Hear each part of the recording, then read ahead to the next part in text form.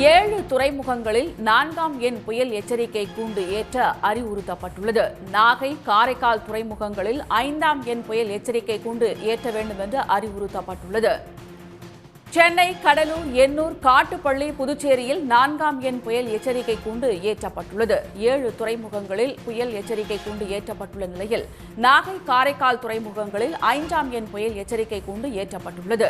சென்னை, கடலூர், எண்ணூர், காட்டுப்பள்ளி, புதுச்சேரியில் 4ஆம் எண் புயல் எச்சரிக்கை கூண்டு ஏற்றப்பட்டுள்ளது. 2 துறைமுகங்களில் 5ஆம் எண் புயல் எச்சரிக்கை கூண்டு ஏற்றப்பட்டுள்ளது. நாகை, காரைக்கால் துறைமுகங்களில் 5ஆம் எண் எச்சரிக்கை கூண்டு ஏற்றப்பட்டுள்ளது.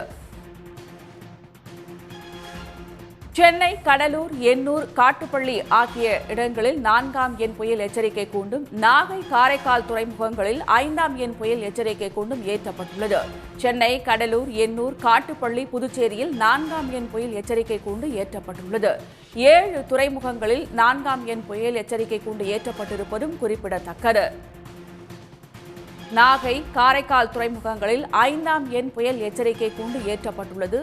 நாகை மாவட்டத்திற்கும் சென்னை, கடலூர், எண்ணூர், காட்டுப்பள்ளி, புதுச்சேரியில் 4ஆம் எண் புயல் எச்சரிக்கை கூண்டு ஏற்றப்பட்டிருப்பதும், பாம்பன், தூத்துக்குடி ஆகிய துறைமுகங்களில் 4ஆம் எண் புயல் எச்சரிக்கை கூண்டு ஏற்றப்பட்டுள்ளது. 7 துறைமுகங்களில் 4ஆம் எண் புயல் எச்சரிக்கை கூண்டு ஏற்றப்பட்டுள்ளது. நாகை, காரைக்கால் துறைமுகங்களில் 5ஆம் எண் புயல் எச்சரிக்கை கூண்டு ஏற்றப்பட்டுள்ளது.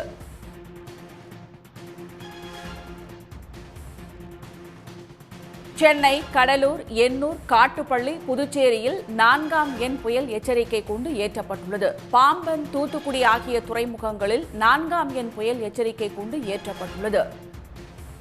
நாகை, காரைக்கால் துறைமுகங்களில் 5ஆம் எண் புயல் எச்சரிக்கை கூண்டு ஏற்றப்பட்டுள்ளது. 2 துறைமுகங்களில் 5ஆம் எண் புயல் எச்சரிக்கை கூண்டு ஏற்றப்பட்டுள்ளது. 7 துறைமுகங்களில் 4ஆம் எண் புயல் எச்சரிக்கை கூண்டு, 2 துறைமுகங்களில் 5ஆம் எண் புயல் எச்சரிக்கை கூண்டும் ஏற்றப்பட்டுள்ளது.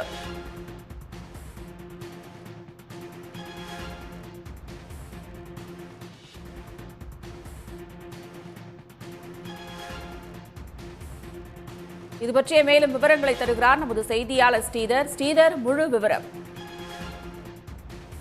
தென்மேற்கு வங்கக்கடல் மற்றும் அதனை ஒட்டிய வட இலங்கை கடற்பகுதிகளில் இந்த டிட்வா புயலானது மையம் கொண்டிருக்கிறது. இந்த டிட்வா புயல் வேதாரண்யத்திற்கு தென்கிழக்கில் 140 கிலோமீட்டர் தொலைவில் மையம் கொண்டிருக்கிறது. இலங்கையில் மையம் கொண்டிருந்த இந்த டிட்வா புயல் தற்போது தென்மேற்கு வங்கக்கடலை அடைந்திருக்கிறது. இது தமிழ்நாட்டை ஒட்டியபடியே வடக்கு வடமேற்கு திசையில் நகரக்கூடும் என கணிக்கப்பட்டிருக்கிறது.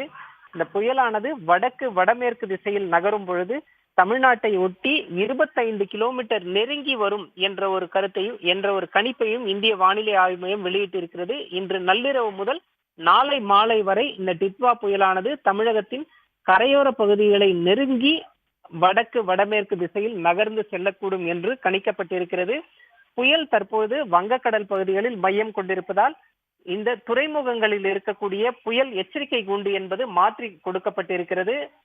நாகப்பட்டினம் மற்றும் காரைக்கால் ஆகிய 2 துறைமுகங்களில் ஏற்கனவே 4ஆம் எண் புயல் எச்சரிக்கை கூண்டு ஏற்றப்பட்டிருந்த சூழலில் தற்போது அது 5ஆம் எண் புயல் எச்சரிக்கை கூண்டாக மாற்றப்பட்டிருக்கிறது. 5ஆம் எண் புயல் எச்சரிக்கை கூண்டு என்பது அபாய எச்சரிக்கை கூண்டு. துறைமுகத்தின் இடது பக்கமாக புயல் கடந்து செல்லும் என எதிர்பார்க்கப்படும் நேரத்தில் துறைமுகம் கடுமையான வானிலைக்கு உட்படும் என்பதால் துறைமுகத்தில் நடக்கக்கூடிய பணிகளை மிகவும் கவனமாக செய்ய வேண்டும் என்பதை குறிக்கும் வகையில் இந்த 5ஆம் எண் புயல் எச்சரிக்கை கூண்டு என்பது ஏற்றப்பட்டிருக்கிறது. நாகப்பட்டினம், காரைக்கால் துறைமுகங்களுக்கு 5ஆம் எண் புயல் எச்சரிக்கை கூண்டு என்பது கொடுக்கப்பட்டிருக்கிறது. அதே போன்று சென்னை, கடலூர், எண்ணூர், காட்டுப்பள்ளி, புதுச்சேரி, பாம்பன், தூத்துக்குடி ஆகிய 7 துறைமுகங்களில் 4ஆம் எண் புயல் எச்சரிக்கை கூண்டு நீடிக்கிறது.